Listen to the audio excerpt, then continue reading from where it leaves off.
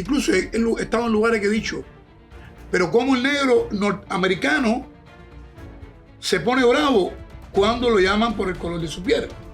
Y el único racismo que impera en Cuba es el racismo de la propia dictadura.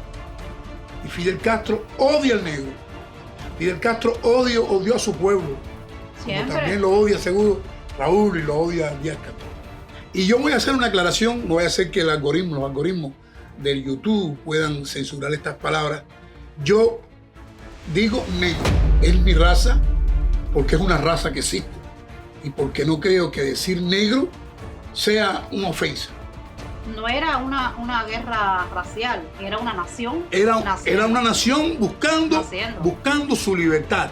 Cuando te reciben en la prisión provisional antes del juicio, y tratan de que tú te sientas humillado, que tú te sientas menoscabado. ¿Por qué razón? Desde la punta de Maicí hasta el cabo de San Antonio vive un recuerdo que no murió. Hoy vive más que nunca con un sueño de libertad. El pueblo está en las calles, prohibido olvidar.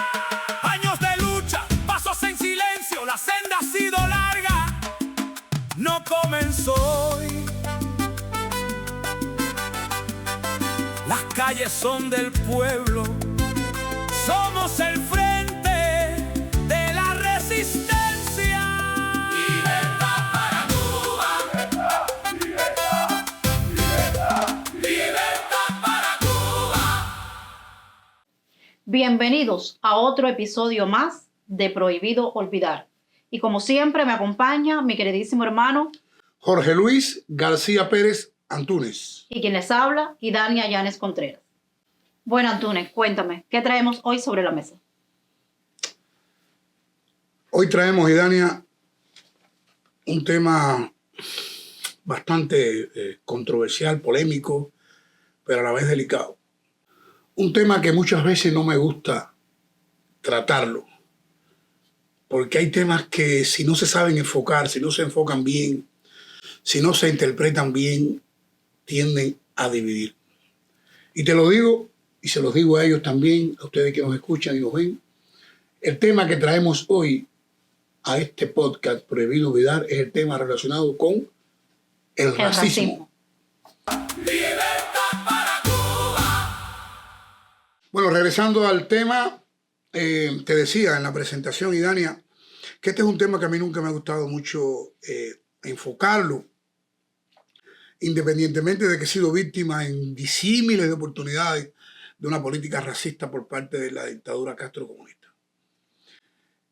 A mí, por ejemplo, nunca me ha gustado militar en ninguna organización que tenga como condición el color de la piel.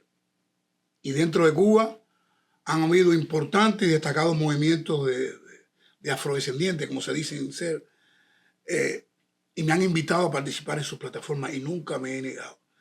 Y nunca me he negado por varias razones, específicamente porque creo que la lucha por la libertad de Cuba está más allá del color de la piel, está más allá de la raza o de cualquier tipo de etnia u origen.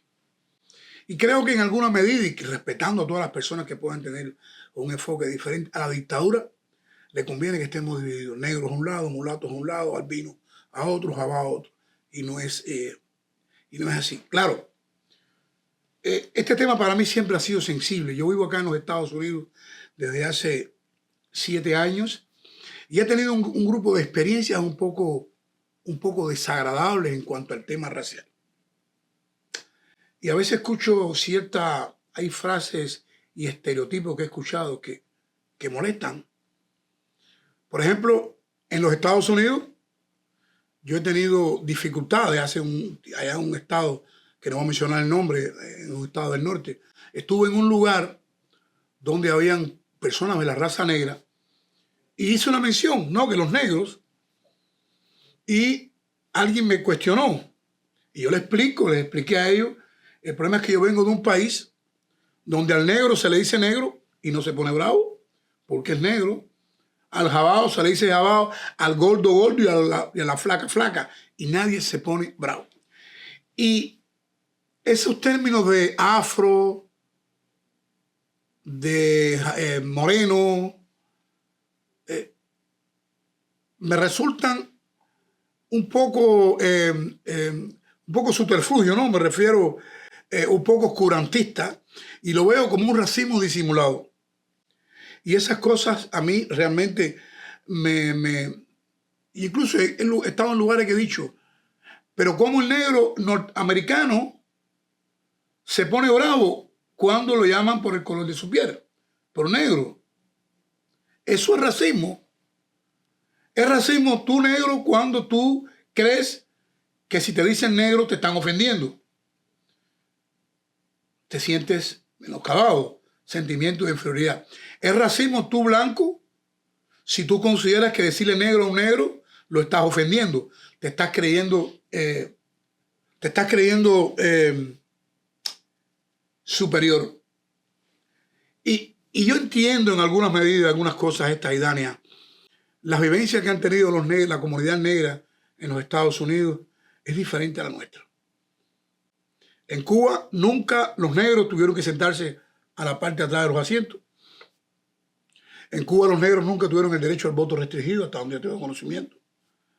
En Cuba siempre ha habido una coexistencia entre negros y blancos.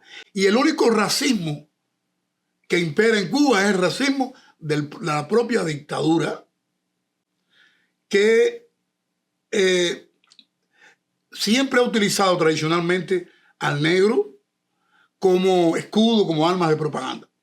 Y yo voy a hacer una aclaración, no voy a hacer que los algoritmos del YouTube puedan censurar estas palabras. Yo digo negro porque es mi raza, porque es una raza que existe y porque no creo que decir negro sea una ofensa. Entonces yo entiendo que el tema racial en los Estados Unidos es un tema un poco complicado y muy diferente al tema de Cuba. Hay racismo, sobre todo en ciertos grupos, cuando un policía blanco mata a un negro o asesina a un negro o reprime a un negro. Los grandes medios de prensa sobredimensionan muchas veces los hechos. Ahora, cuando es al revés, cuando es un policía negro el que mata a una persona blanca, prácticamente hay un silencio sepulcral. E incluso muchas veces el racismo se ve solamente en una dirección. Cuando es la víctima, el negro. Entonces, eso lo que hace es aumentar más el racismo. Eso lo que hace es aumentar más la carga racial. ¿Eres racista? ¿Es racista aquel negro que se atrinchera dentro de su mundo? Que utiliza el tema... Mira, te voy a poner un ejemplo. En el caso de las festividades de Martin Luther King. No me acaba de pasar por la mente cómo los negros norteamericanos, cómo muchos negros norteamericanos utilizan las festividades de Martin Luther King para la violencia y la provocación. Cuando precisamente Martin Luther King fue el negro más pacífico, más cristiano, más conciliador. Entonces no se corresponde en nada esas motos subidas, esa provocación en el tránsito, en una fecha en homenaje a un hombre que tanta paz, bueno, obviamente, incluso le dieron el premio Nobel de la Paz. Yo creo que hay tanto racismo, y el racismo hay que verlo el racismo es una cosa, Idania, que está en la mente de la persona. Yo nunca estuve de acuerdo, no soy quien para eso, ¿no?, que a Nelson Mandela y a Fred de Klerk le dieran el premio Nobel de la Paz. No podía concebir eso. Yo no puedo concebir que a un hombre como Nelson Mandela, un hombre que respondía al racismo con racismo, porque obviamente la lucha de Nelson Mandela fue una lucha justa contra el racismo, pero también era un violento, quemaba, violentaba a los negros que no lo seguían y atacaba a los blancos. O sea, culpaba a los blancos. Es como yo decirle, bueno, me voy a fajar con el productor porque me enteré ahora que el tatarabuelo del productor esclavizó a los míos. Yo creo, señores, que el color de la piel, la raza, la etnia, es una cosa insignificante. Y antes de concluir esta presentación, yo creo que vayamos a Martí. Martí decía, hombre es más que blanco, más que negro, más que mulato. Dígase hombre y se dicen todas y cada una de las virtudes del ser humano. Yo creo que la lucha por la libertad de Cuba, la defensa de los derechos humanos, el presidio político, la historia de Cuba ha demostrado que no hay razas, que lo que une a los hombres son las ideas y las convicciones. Libertad para Cuba. Quiero hablar, o queremos hablar, de un tema bastante incómodo. Y es el tema que el poder, la dictadura, los medios de prensa lanzan al mundo diametralmente opuesto a la realidad. Y es el tema del racismo en Cuba, pero el racismo enfocado en los que luchan, los negros y negras que luchan por la libertad y la defensa de los derechos humanos. En Cuba existen diferentes tipos de razas. Cuba es blanca, Cuba es negra, Cuba es mestiza, Cuba es jabá, como bien tú dices, y cuesta entender eso, cuesta entender eso también, como cuesta entender la lucha por la libertad. Y cuando digo jabao, estoy hablando de una broma, porque eso no existe. No existe. No existe.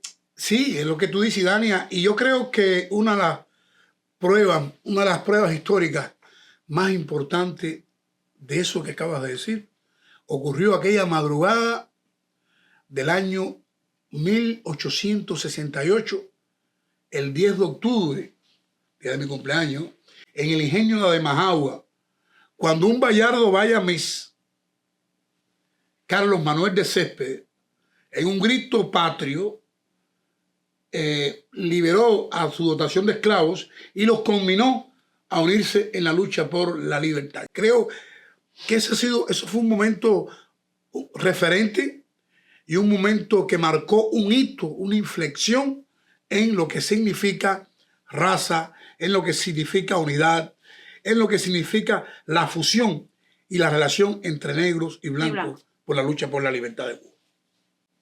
Desde el inicio, negros y blancos combatieron juntos.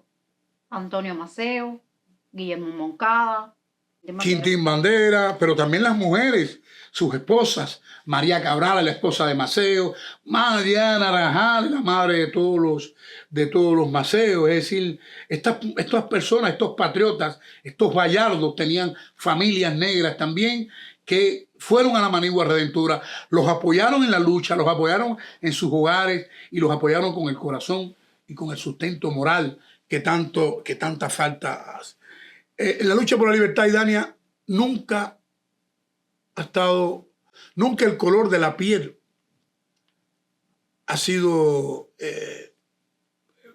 factor de división, de categorización. Cuando se levantaba el machete Mambís al grito de independencia, muerte, cuando sonaba aquel grito a degüello, era una ola de negros, de blancos, de mulatos, de lo que fuera. No era una guerra racial, era una nación. Era una nación buscando su libertad. Porque fíjate si fue así, que de la dotación de Céspedes, según tenemos la memoria histórica, todos los negros, yo siempre he dicho, y Dani, a veces lo digo en broma, a veces en serio, y a lo mejor fue verdad. Yo nací un 10 de octubre de 1964. Me acuerdo que el oficial de la seguridad de Estado en Guantánamo, Macías, el torpe aquel, decía que eso era un invento, que iban a hacer yo el 10 de octubre. Y yo, no me culpes a mí, culpa a mis padres que me procrearon para que ese día yo nací. Decían que eso era una payasada.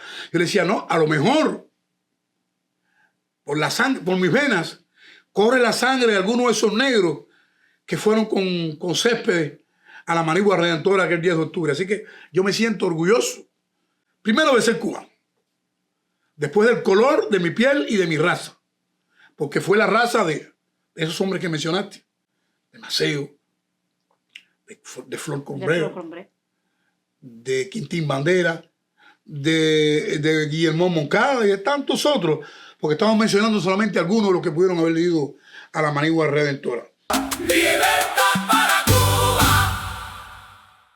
Oye, Antúnez, durante la República, jóvenes negros también enfrentaron las dictaduras de Gerardo Machado y Fulgencio Batista.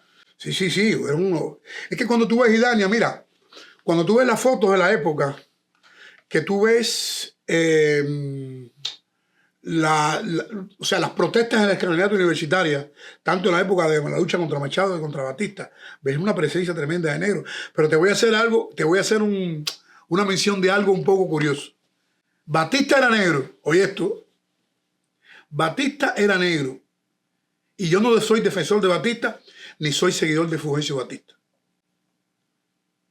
Pero yo he sabido, porque tengo muchos amigos que lucharon junto con Batista, a favor de Batista, y tengo la mayoría de mis amigos que lucharon contra la dictadura de Batista, que hoy están acá en el exilio, que cumplieron largos años de prisión. Hubieron muchas personas, o algunas personas, que combatieron a Batista, que cuestionaban a Batista por el color de su piel. Incluso había una canción en los predios de la juventud que decía: Guillerber, ya llegó Fidel a tumbar al negro mono que está en el poder. Y fíjese. Oye, yo no me sabía esa canción. Sí. O sea, mi mamá no la había escuchado. Mi mamá me la cantaba. Repítela, Antúnez. Guillerber, ya llegó Fidel. Vamos a tumbar al negro mono que está en el poder. O sea, cuando esos cantaban esas canciones, claro, la gente que escuchaba Radio Rebelde, a escondidas y esas cosas, porque Batista era mulato. Pero mira todos los problemas que tenía Batista para su época. Negro, o sea, mulato, taquígrafo y oriental. Hubieron mucha gente que lo atacaban por el color de su piel o por su raza. Más bien el color de la piel no, porque no era negro de piel, pero sí la raza, ¿no? Entonces, te digo esto porque precisamente cuando Batista cae, a quienes instauran en el poder es un gallego, Fidel Castro. Tú te imaginas, Idania, tú y yo que somos negros, y todos los que hemos luchado contra la dictadura, si Fidel Castro hubiera sido negro. No, imagínate. Antúnez, es que... El negro comunista ese, no sé qué cosa. Pero la casualidad fue así. La casualidad fue así que Fidel Castro, o sea, que los que combatieron al negro, tumbaron al negro, pusieron a un gallego. No, y Antúnez, desde 1959, que entró el dictador Fidel Castro, que tomó el poder, Fidel Castro le hizo creer al mundo de que en Cuba se había erradicado el racismo. Mira, yo estoy seguro, Idania, que el tipo más descarado, más racista que hay en la faz de la tierra, hay dos guayas: Hitler y Fidel Castro. El tipo más antinegro es Fidel Castro. Mira, Antúnez, Fidel Castro comparado con Hitler se queda chiquito. Mira, Fidel Castro cogió a un negro noble, bueno, amigo mío, Ignacio Cuesta Valle. Wow. Él y el HPS de Che Guevara. Le metió 30 años de prisión por negro. Incluso es el negro que más condena ha cumplido prisión política. Sí, o sea, ahora precisamente la producción le vamos a pedir que ponga el videíto que hice sobre el tema de Ignacio Cuesta Valle. Libertad para Cuba. En Cuba existen varios hombres de la raza negra que cumplieron más tiempo que el líder anti-apartheid, como fueron Esturmio Mesa Chusman, Antonio López Muñoz, Eusebio Peñabel Mazorra, quienes cumplieron más de 28 años de condena. Pero el negro que más tiempo ha permanecido en la cárcel por sus ideas, tiene nombre y es cubano. Y aunque ciertas enciclopedias y diplomacia internacional pretendan ignorarlo, su nombre es Ignacio Cuesta Valle, el Pichi, quien estuvo recluido de forma ininterrumpida 29 años y 10 meses de su vida. Y aunque nadie pone en duda la justeza de las ideas que llevaron a prisión a Nelson Mandela, sí lo fue el carácter vengativo y racista de sus acciones y su lucha. Ignacio Cuesta Valle, el Pichi, y los que con él cumplieron prisión fueron sometidos a los más brutales maltratos y torturas, y a diferencia de Nelson Mandela, nunca contaron con la solidaridad y el respaldo mediático de una diplomacia internacional que, en complicidad con la dictadura castrista, prefirió callar y mantener en el olvido a hombres que representaban lo más puro y noble de las luchas, quienes dejaron sus mejores años en las infernales cárceles castristas.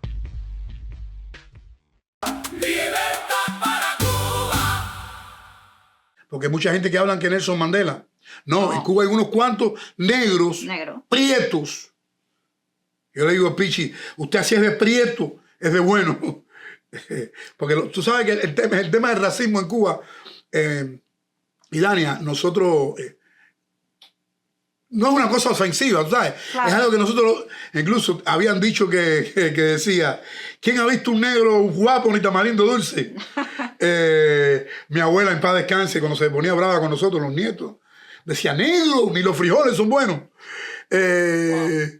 Tú sabes, ¿en qué se parece un negro a un cementerio? En que en los cementerios están a la entrada, a la salida de los pueblos.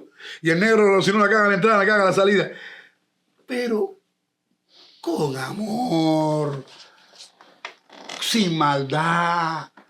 Y por eso digo que el único racismo que hay en Cuba, bueno, ¿quién tiró la tiza? ¿Tú te imaginas si hubiera sido Fidel Castro? El negro es. Si hubiera sido Fidel Castro el mulato o el negro en vez de... Entonces, por eso este programa es un poquito complicado. Pero lo estamos haciendo con la mejor voluntad, la mejor transparencia y la misma honestidad del mundo. Y volviendo al tema, yo voy a mencionar negros que, bueno, ya ustedes lo vieron en el documental, en el trabajito que hizo, que puso por la producción. Vamos a mencionar esos nombres de nuevo.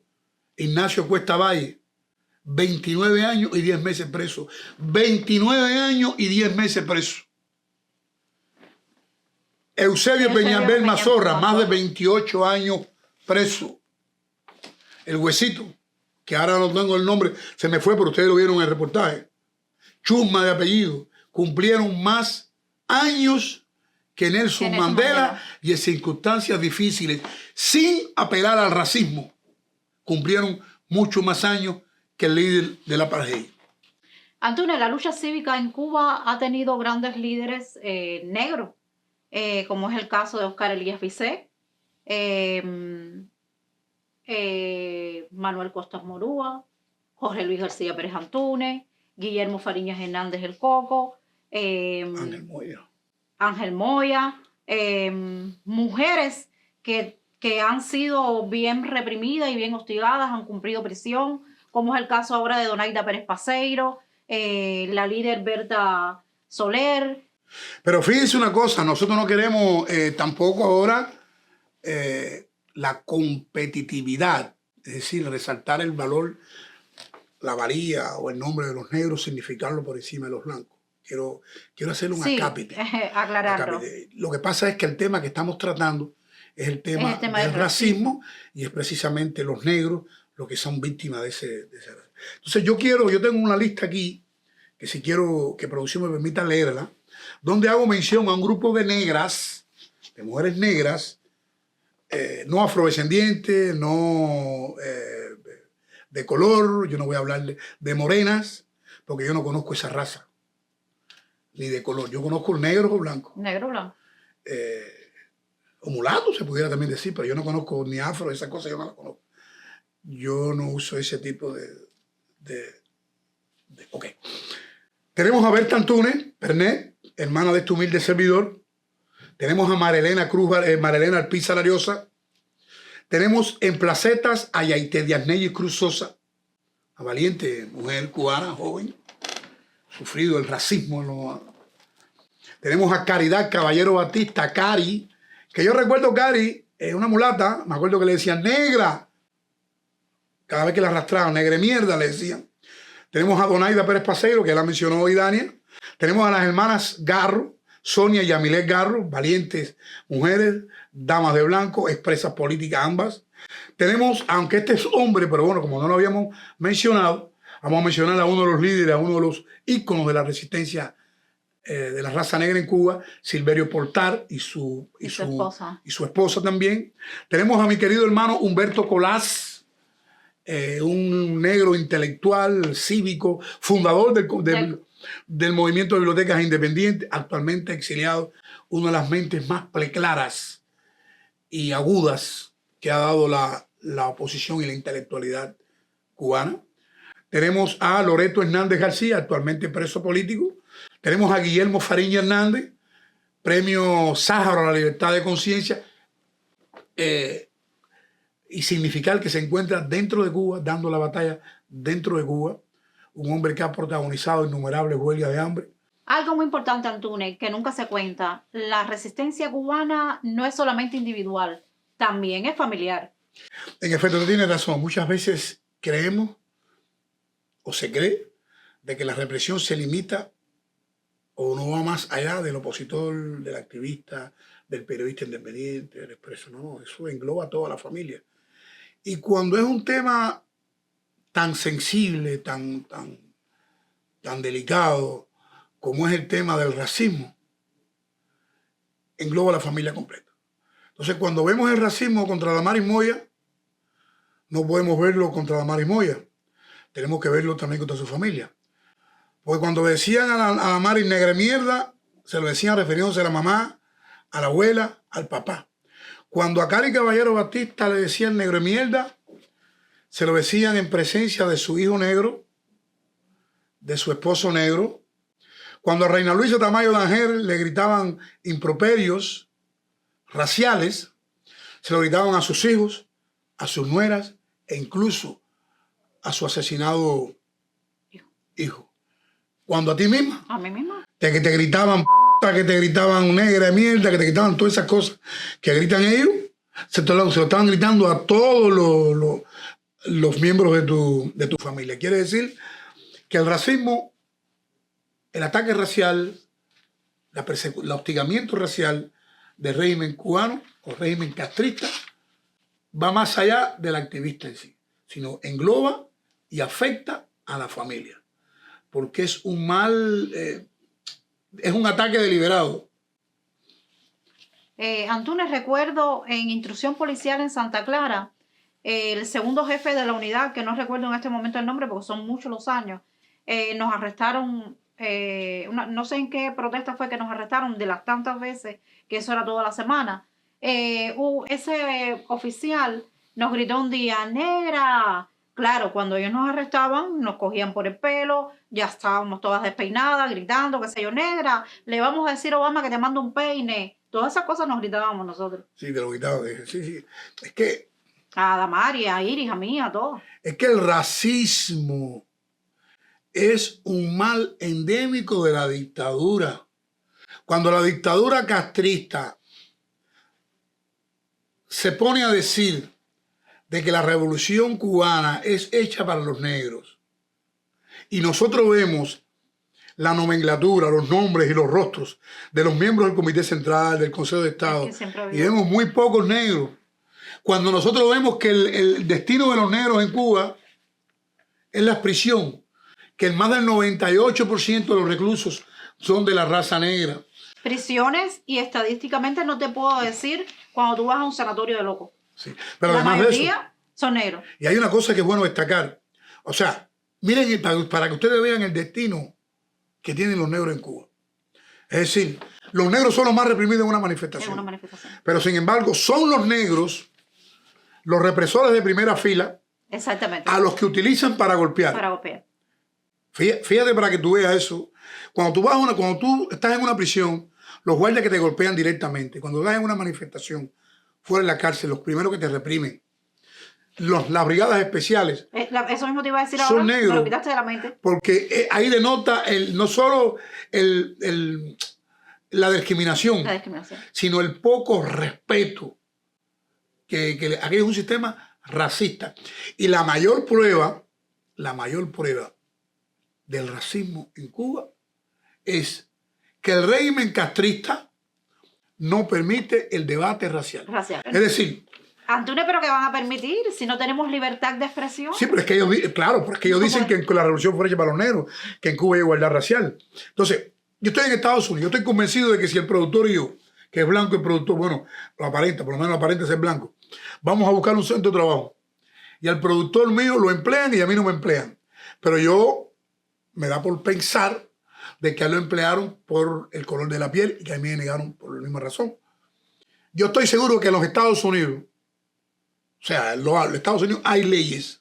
Hay leyes. Hay leyes que me protegen a los negros y a las minorías de estos abusos. En Cuba no. En Cuba te doy golpe, te digo negro de mierda y te digo no es racismo. En Cuba te paras frente a un tribunal, eres negro, tienes más que perder y no hay racismo. En Cuba yo excluyo a los negros del claustro universitario, de profesores, y no hay racismo. En Cuba pongo a los negros a golpear a negros y digo que no hay racismo. Es decir, que el racismo en Cuba es insultante. Por lo menos en el apartheid de Sudáfrica, y no estoy justificándolo. Yo antes me decía, coño, tú sabes que la prisión tiene la característica, la prisión tiene el mejor consejero, que es la almohada. Tiene tiempo de pensar, yo decía, coño, Mandela. Yo tuve un tiempo que admiraba a Mandela, tú sabes. Y aún le admiro su lucha, su consecuencia, ¿no? Y yo decía, coño, pero Mandela es negro. Pero Mandela fue abogado. ¿Dónde estudió abogado Mandela si los negros? Entonces digo, en Cuba el que no tenga color del político del régimen no puede estudiar. En Cuba hay un cartel que dice, un eslogan que dice, la universidad es solo para los revolucionarios. Exacto. Quiere decir que en Cuba las personas que no tienen el color político tienen un apartheid total, completo, que no solo va directo al opositor, se extiende a su familia, a sus hijos, a sus nietos. Yo creo que eso es un verdadero genocidio racial. El que se lleva a cabo dentro de Cuba. Libertad para Cuba. No podemos mencionar que muchas de estas personas provienen de barrios humildes, de barrios marginales, o sea, de las periferias de las ciudades. Y esto no es casual, ¿no? Y precisamente hablando de los barrios humildes y de la marginalidad, estaba pensando, y Dani, ahora en las protestas del 11 de julio. Porque las protestas del 11 de julio tuvieron su origen. Bueno, ya venía el movimiento San Isidro, ya estaban los artistas, Mike Rosol, Botero Alcántara, estaban estos que son negros también. Que son negros, sí. Encarcelados. Ahí, ya habían habido protestas, estaban los acuartelados de San Isidro, que en su mayoría eran personas de la raza negra y humildes. Y todo esto fue creando, unido a la rebeldía del pueblo, a las presiones de la administración Trump, fue creando un ambiente bueno, la administración no, sí, la administración Trump anterior. De la administración Trump en el mandato anterior había creado en Cuba un ambiente propenso a la manifestación, a la sublevación cívica. Y es cuando el 11 de julio estalla el país. Yo, cuando veo el 11 de julio, recuerdo que casi todas las protestas tuvieron origen, al menos comenzaron o se escenificaron en estos los lugares, barrios marginales. En los barrios marginales, donde la presencia de negros, de mulatos, de mestizos, ya no de color, vamos a hablar de gente de toda la raza, pero la gente más humilde allí. Yo no vi en las protestas los cuellos de corbata, no vi la intelectualidad, no vi la intelectualidad manifestándose. Claro, los que se manifestaron fueron los más reprimidos. Los más necesitados, los más necesitados. Entonces, eso me dice algo.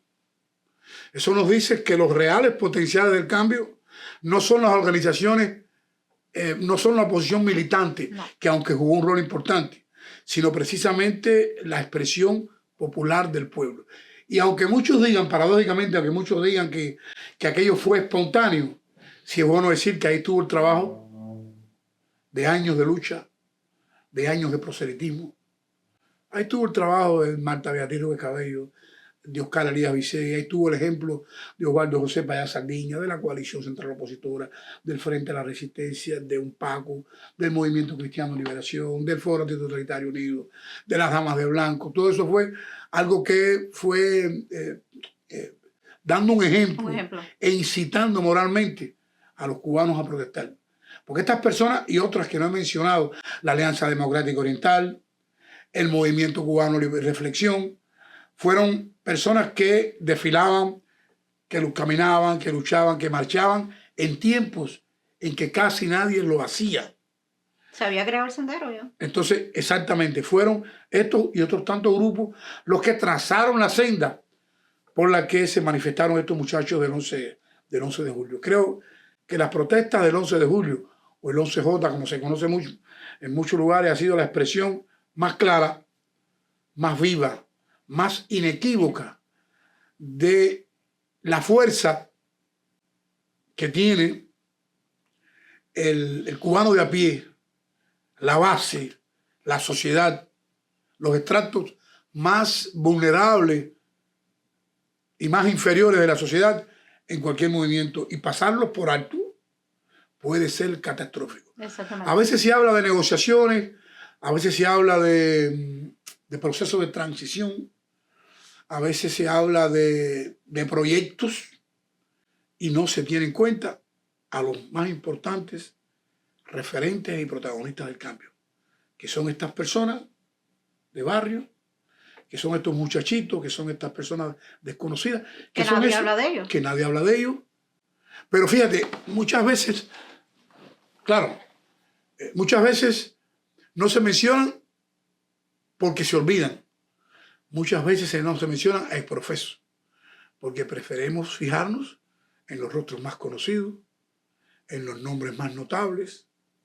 Y yo creo que un proceso de cambio en Cuba, sin esto, sin los reales protagonistas del cambio, va a ser imposible. Con ellos hay que contar, porque fueron ellos los que pusieron el pecho, fueron ellos los que pusieron su cuerpo, fueron ellos los que marcharon, y muchos no regresaron y están aún en prisión. Aún en prisión. Hay hasta niños presos. Hasta niños presos. Y este muchachito Drully, que no sé, recuerdo el apellido, que fue uno de los que asesinaron el 11 de julio. Un muchacho negro, humilde, de pueblo, de barrio. Y sabemos que hay muchos Drullys a lo largo y ancho del país. Estoy convencido de que otro 11 de julio le estallará en el rostro a la dictadura.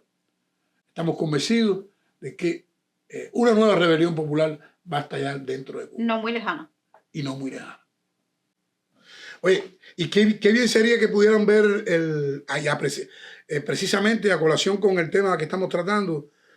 Tú sabes que Oraiza Estrada dio un clase de discurso magistral allí en las Naciones Unidas, que puso al régimen a temblar. A temblar. Y a los que estaban allí. Ahí. Gracias, señora Presidente. Como una mujer afrodescendiente, libre, cubana, hoy levanto mi voz por aquellos a quienes se les ha intentado arrebatar todo: su libertad, su dignidad y hasta su humanidad. Hoy hablo por los presos políticos afrodescendientes en mi país, hombres y mujeres que han sido castigados no solo por pensar diferente, sino por atreverse a existir con voz propia. Denuncio el asedio constante, la vigilancia, la persecución. Denuncio las torturas físicas y psicológicas que buscan quebrantar el espíritu de quienes no se rinden. Porque en mi país, disentir no es un derecho, es un riesgo y un castigo. Y para los afrodescendientes, ese riesgo ha sido históricamente mayor. El régimen totalitario que usurpa el discurso de la justicia social ha instrumentalizado a los afrodescendientes, utilizándonos como símbolo cuando conviene, pero silenciándonos cuando reclamamos justicia. Señora Oraiza Estrada, tiene usted la palabra. Han explotado nuestra imagen para proyectar igualdad, mientras en la realidad reprime, encarcela y margina. Ahí está Luis Manuel Otero Alcántara, símbolo de resistencia, encarcelado por su arte y su verdad. Ahí está Michael Osorbo, castigado por cantarle al pueblo lo que siente. Ahí está la familia de Wilber Aguilar, víctima directa del dolor y la represión. Ahí está Donaida Pérez Paixero. Ella es una líder yoruba. Y no olvidemos a esos artistas que alzaron su voz con una canción que estremeció a toda una nación por cantar a la vida en lugar de glorificar la muerte. Fueron perseguidos, encarcelados, castigados y obligados al destierro. Porque cuando el arte dice la verdad, el poder tiembla. Este no es solo un reclamo político, es un grito desesperado de ayuda a todos ustedes aquí presentes. Es un llamado a la conciencia del mundo, porque ningún sistema puede llamarse justo mientras encierren a quienes sueñan, a quienes crean, a quienes luchan por soltar el lastre de 400 años de esclavitud. La libertad no se negocia, la dignidad no se reprime, la historia no olvidará. Mis hermanos, mis hermanas, mis ancestros, esta es la realidad que vivimos los afrodescendientes en Cuba. Gracias. Libertad para Cuba. Oye, otro discurso otra intervención que impactó muchísimo ahí en la ONU fue la que dio María Matienzo. Tremenda activista. Tremenda activista. Vamos a verla. La persistencia del racismo religioso contra la sociedad abacua y sus miembros en Cuba señala la estigmatización de estos grupos afrodescendientes que se traduce hoy en control estatal, en criminalización por filiación religiosa, en vulneración de libertad de culto y desigualdad ante la ley, así como mayor exposición de detenciones arbitrarias y en menos accesos a empleos y servicios básicos. Los abacuá cumplen funciones identitarias. Sin embargo, el carácter secreto de la hermandad ha sido usado por el Estado cubano para construir narrativas de peligrosidad, que en ocasiones son usadas para intervenciones policiales contra activistas políticos afrodescendientes, como parte de un mecanismo represivo gubernamental instrumentado para restringir libertades fundamentales. Contra estos últimos también se usa la regulación migratoria para limitar el derecho a la libre circulación o la difamación, la censura y descrédito mediático utilizados sistemáticamente para deslegitimar al activismo antirracista. El castigo en Cuba ha estado históricamente racializado. Documentamos la represión contra intelectuales implementada para silenciar la crítica a través de expulsiones institucionales, trabajo forzado, internamiento psiquiátrico, censura y exilio, lo que ha desarticulado voces críticas y contribuye a la invisibilización de los aportes de pensadores afrodescendientes a la construcción de la nación. Cuba carece de políticas de reparación frente a las consecuencias de la esclavitud, el reconocimiento público, la restitución simbólica y material, las políticas compensatorias y las garantías de no repetición se contraponen al enfoque del programa oficial Color Cubano, que niega el racismo estructural, el uso de términos como antirracista y no advierte que el acceso universal a servicios no sustituye la equidad material necesaria para corregir desventajas acumuladas por siglos. En Cuba, el unipartidismo impide la organización autónoma y la formulación de políticas afirmativas. La falta de datos desagregados se usa como coartada para evitar medidas redistributivas, mientras la población negra sigue sobrerepresentada en la precariedad. Muchas gracias. Libertad para Cuba. Bueno, Antune, quería hacerte una pregunta antes de culminar el programa con respecto a que tú también eres negro. Eres negro. Pero, Negro, ni los frijoles son buenos. ajá, así mismo. Pero bueno, sí, los frijoles negros son muy buenos. Quería decirte, Antune, hacerte la pregunta, ¿cómo fue la vida tuya en la prisión siendo negro? Sí, tú dices que yo soy negro, yo pensé que rubio, bueno, pensé que era rubio de ojos azules. Sí, Okay. te vamos a hacer el cambio ahora, con el cambio de ojo, de color de ojo, te lo vamos a hacer, Ay, si lo mira. quieres azul o verde, y te vamos a hacer el cambio de la piel. Okay. Mira, yo voy a ponerte esto en contexto y no solo voy a hablarte de la prisión, voy a hablarte de todo el proceso penal que involucra a un ciudadano para ser encarcelado. Yo siempre he dicho, y lo dije cuando salí de prisión, ser negro en Cuba es un agravante de la responsabilidad penal. Es decir, cuando tú ves a un negro frente a un tribunal, ya su color o su raza constituye un agravante, Claro. un argumento contra él que agrava su responsabilidad. Parece un absurdo, parece una cosa de juego, pero es la realidad. Cuando, desde que tú llegas, o sea, en el caso nuestro, ¿no?, que caímos por causas políticas, desde que tú estás arrestado, que llegas al proceso, a instrucción, en este caso los presos, los opositores en Cuba los instruían en la carretera Camajuaní, en Tejeduo, que le decían. Y desde que tú llegas, tú sientes el recibo. Pero tú, negro y contrarrevolucionario, es como si tú, por ser negro, no tuvieras derecho a defender tu derecho. Es como si tú, por ser negro o negra, tuvieras que aceptar miserablemente los dictados, las imposiciones de la dictadura. Es como si tú, por ser negro, tuvieras que tener una postura sumisa frente al poder. Ellos te lo hacen ver, te lo quieren imponer, e incluso más, digo más. Cuando estás en los calabozos, en la celda de instrucción, te mandan personas, supuestos detenidos, que tratan también de inculcarte eso.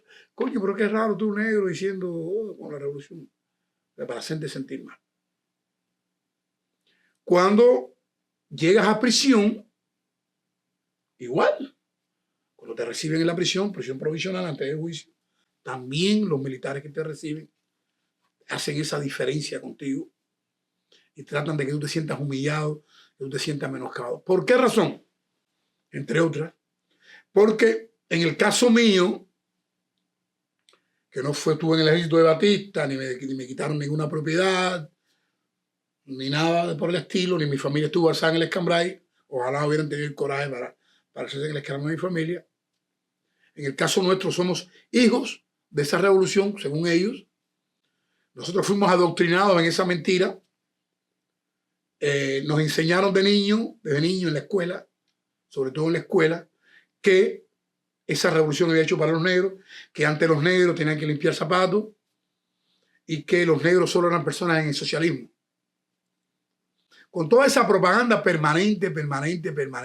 Y si a ello le agrega la culpabilidad de nuestros padres, que algunos por protegernos o por ignorancia no nos dijeron la verdad y por temor.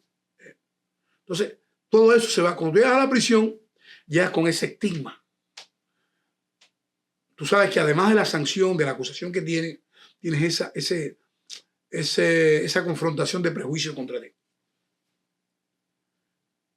Te sancionan, te lo hacen ver ahí yo recuerdo que en el juicio mío nunca se me podrá olvidar a mí la fiscal o la fiscal aquella que dijo textualmente: me impresiona, una mulata ella muy, por cierto, estaba muy apetitosa esa mulata, muy linda. Dijo, no, negro, tú no cambias, negro. ¿Qué voy a hacer? No puedo ser, ahora porque estoy en el podcast, tengo que ser lo mismo que estoy en la calle y soy en el podcast. Negro no cambia. Me acuerdo que dijo, me impresiona ver a este hombre aquí de mi raza, con esa, a mí esa palabra nunca se me ha olvidado textualmente. Me impresiona ver a este acusado de mi propia raza con esa postura tan recia hacia la revolución.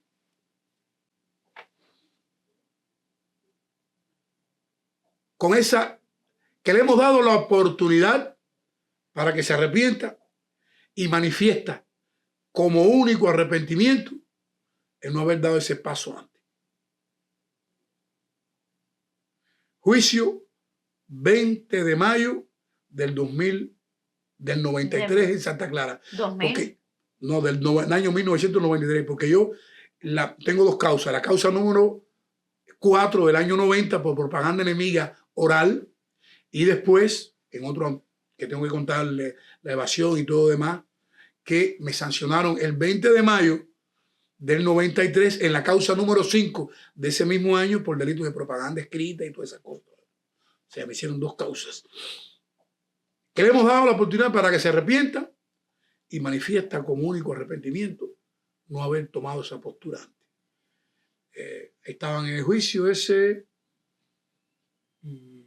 Raúl Fernández, no sé si lo conociste, era un verdugo represor, bueno, ahora está en la alta instancia, y Eduardo Castellón.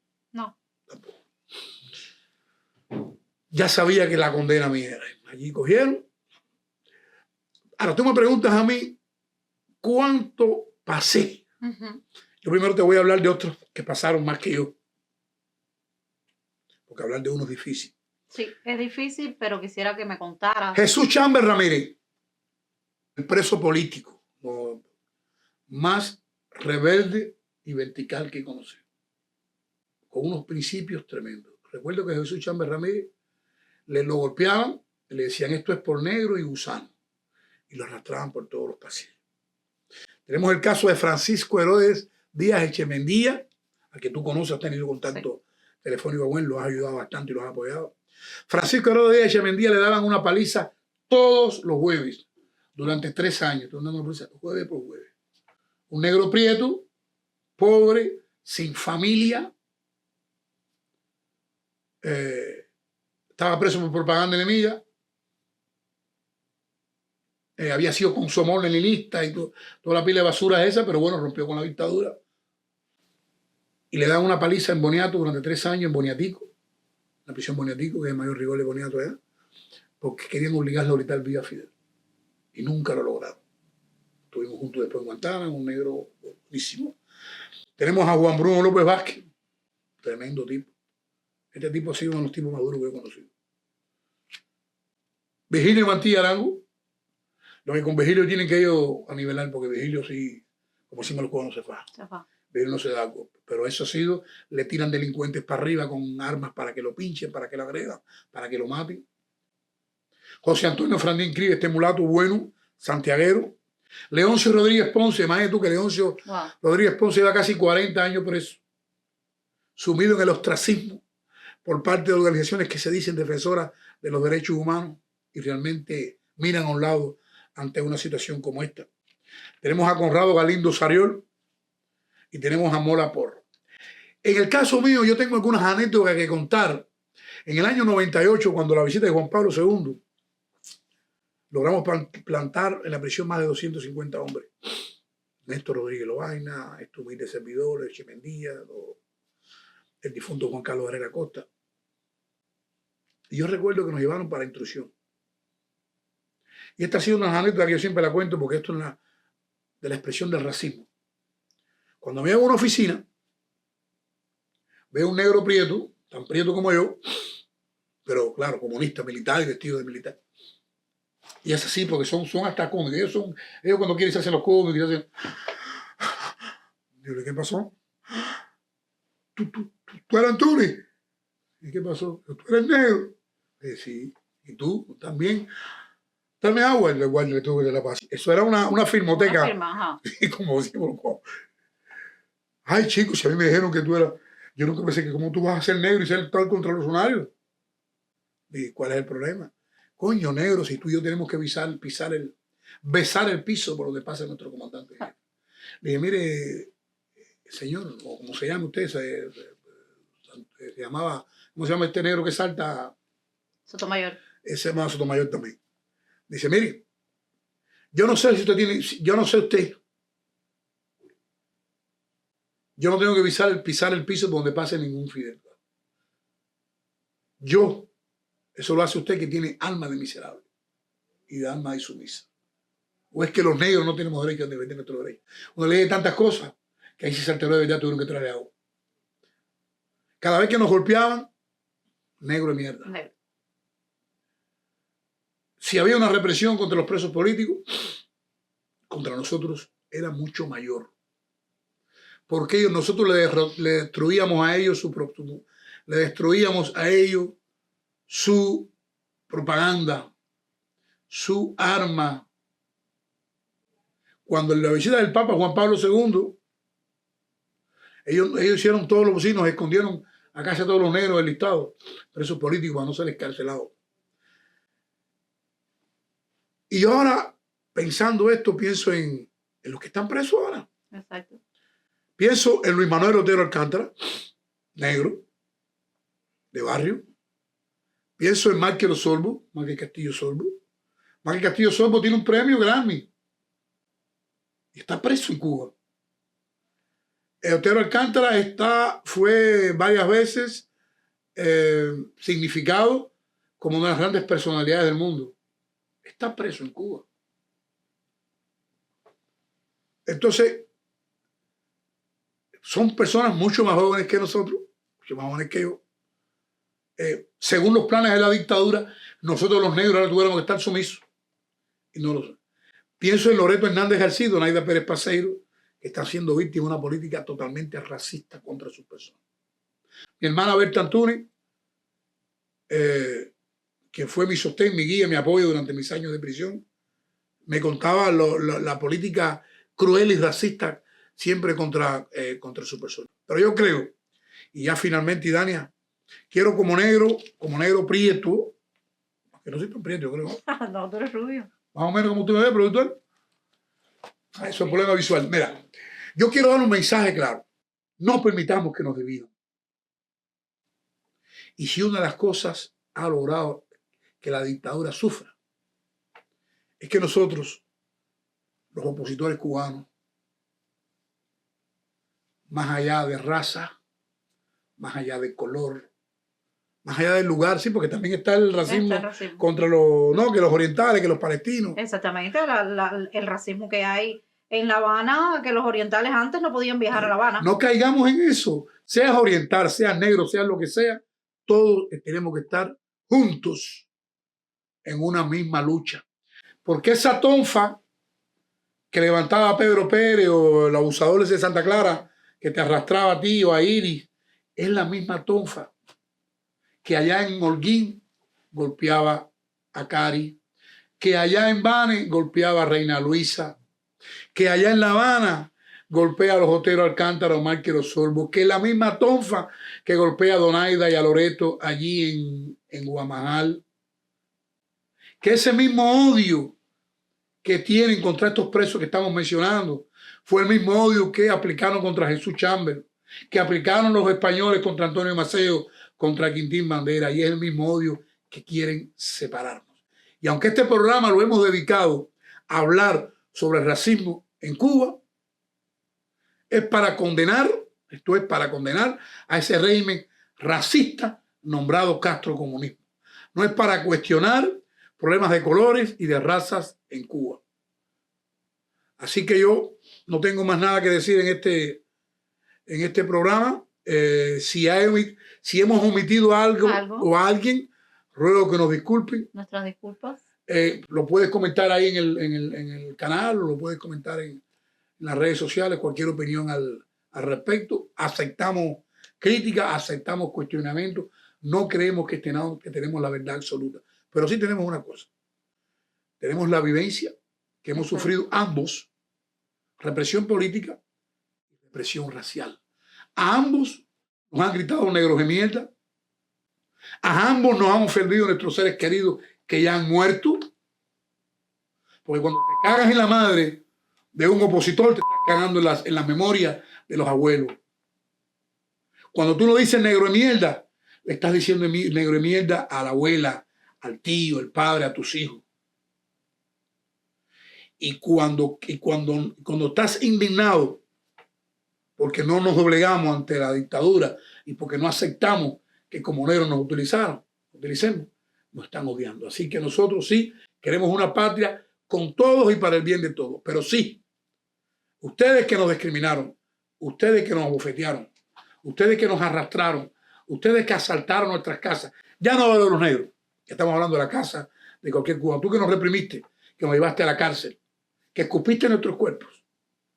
Aquí tenemos testigos. Que nos apretaste. ¿Tú qué clase llegaste? Llegaron incluso a abusar laxivamente de opositores. Porque aquí está un caso. Ustedes tienen que responder ante los crímenes. Así que Así mismo. damos las gracias a ti negro, a ti blanco, a ti chino, albino, Abajo. jabao, pero no, ni moreno, ni afro, ni nada. Negro y blanco. De color tampoco. Vamos todos a la manigua. Aquella fue redentora. Esta es una manigua cívica, una lucha cívica contra la dictadura y contra la opresión. Ojalá el próximo podcast podamos ya hacerlo ya en La Habana, Ay, Dios o permite. mejor en Placeta, que es la Santa famosa Clara. capital de Cuba. Santa Clara. ¿Lo querrán allá? Yo te hice una pregunta que me contaras cómo había sido tu vida en la prisión, como negro. Y te falta algo muy importante. Sí, que tú me dices negro para ofenderme o como... Es que yo siempre te digo a ti negro. Así es como es. Así es como Yo es. siempre te digo negro esto, negro lo otro. Y no por porque nada, está- sino por no, hermandad. porque estamos en Estado, Porque papi, somos, ten cuidado. nosotros somos familia. Tú eres el padrino de mi hijo. Mira, negra, dale, dime. Espérate. Te faltó por responder algo muy importante que yo te lo pregunté. Es algo que te mató a ti en vida y algo que quien conozca tu historia, de lo que tú viviste, de lo que pasaste dentro de la prisión, le va a marcar. Porque a mí me marcó, ¿entiendes? Y lo vivo cada vez que haces el cuento, se me apretuja el pecho que ¿qué te puedo decir? Pero no puedes dejar de contar eso que tú viviste. Así que necesito que me lo respondas. Sí, ya sé de qué me hablas. Ujú. Mira, a mí desde niño... Sé que es difícil para ti porque yo sé que es difícil, pero quiero que me hablas para que puedan entender lo que tú viviste en la prisión y puedan saber lo que te Mira, ya te entiendo, perfecto. A mí desde niño siempre me decían que a los negros en Estados Unidos le echaban los perros y que los negros solo eran personas en el socialismo y que aquella era una revolución para los negros.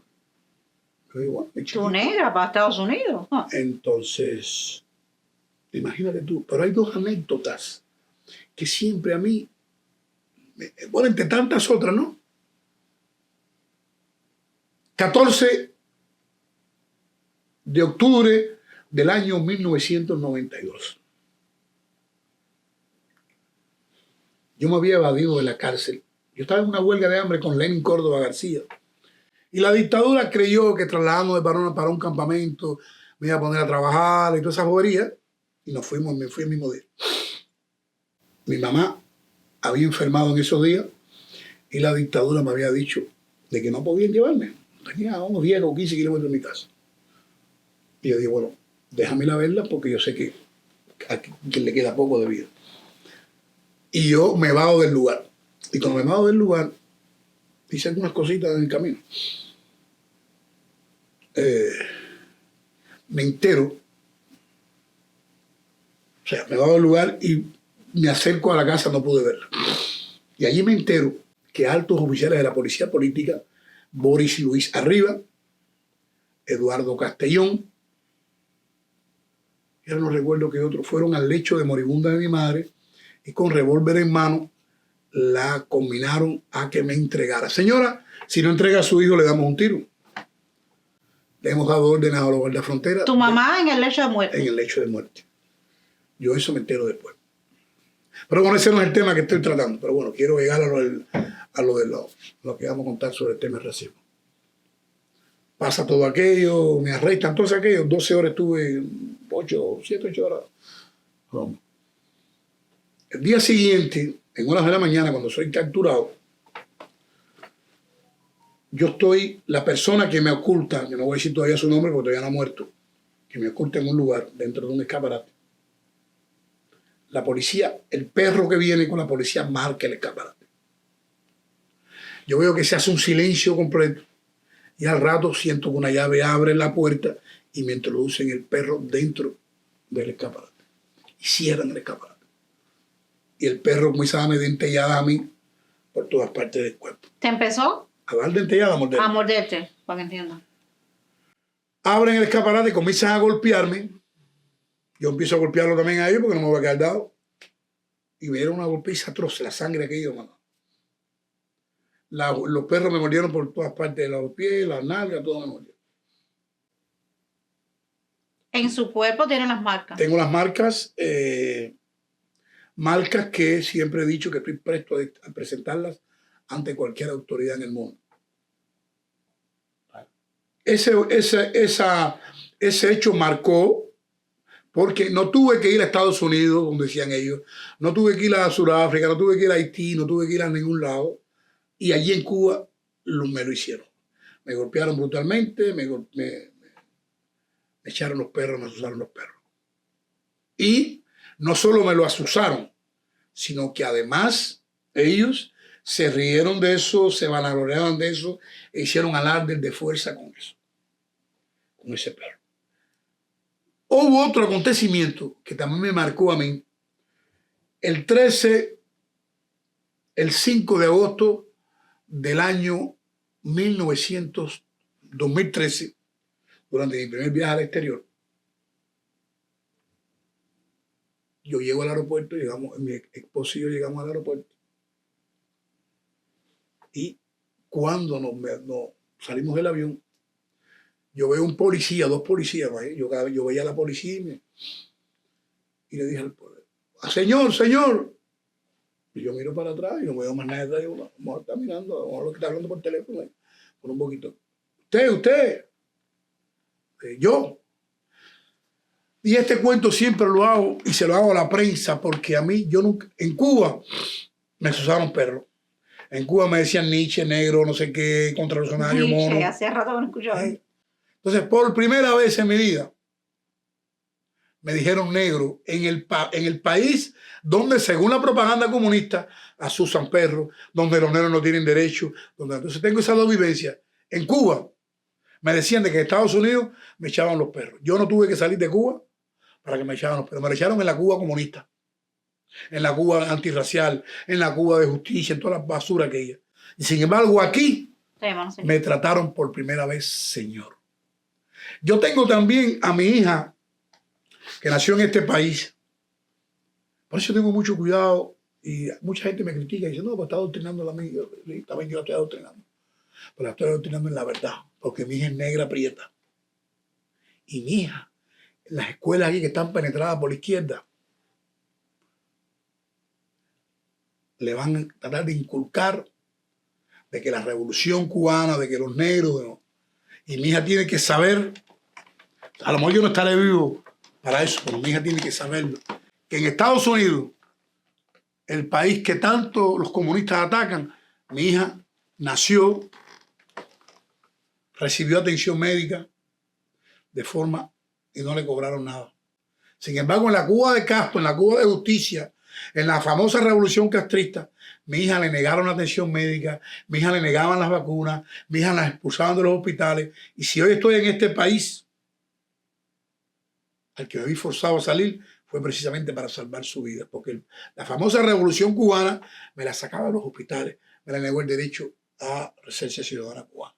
Sí, yo creo que esos elementos, esas vivencias, a mí, lejos de, o sea, son acicates que me van estimulando y me van ayudando y me van convenciendo de que la lucha que hemos tomado es una lucha justa y que vale la pena.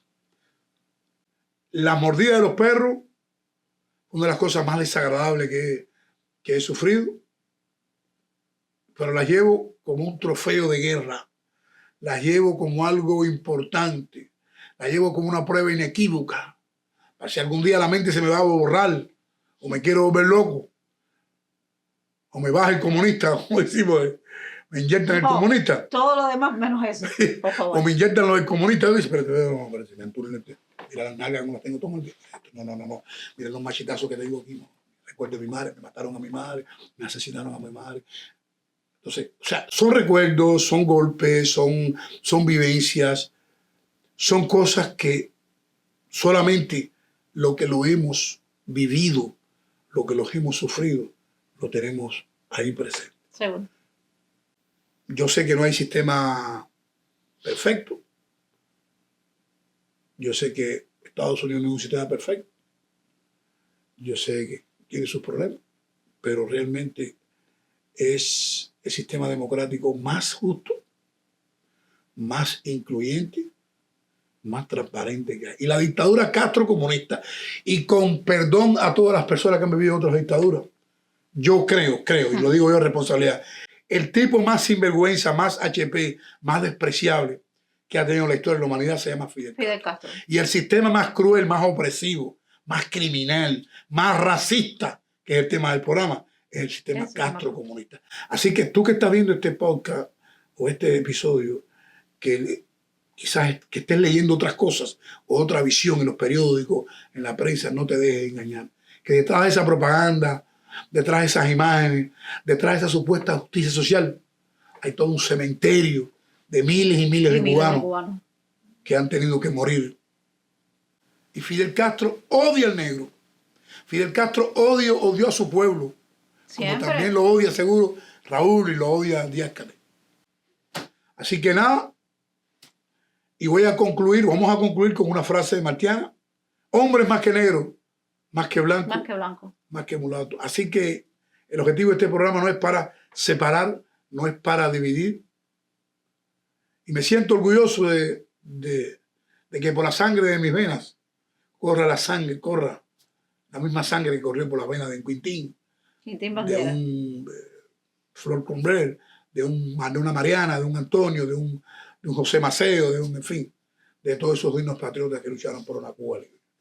Tengo el honor de ser amigo personal de uno de los negros más lindos, más hermosos, más patriotas, más consagrados que ha parido Cuba en cualquier tiempo. Se llama el negro Ignacio Cuesta Valle, que tiene 87 años de edad.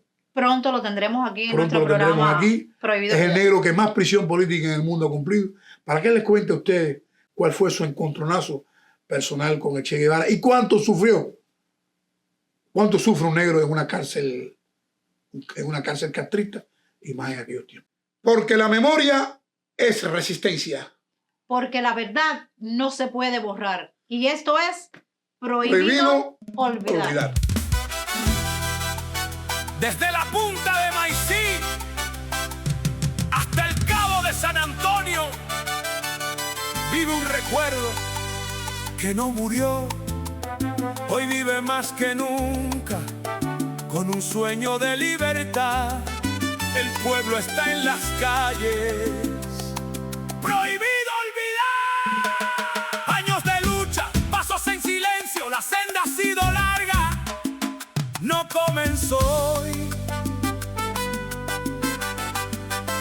Las calles son del pueblo.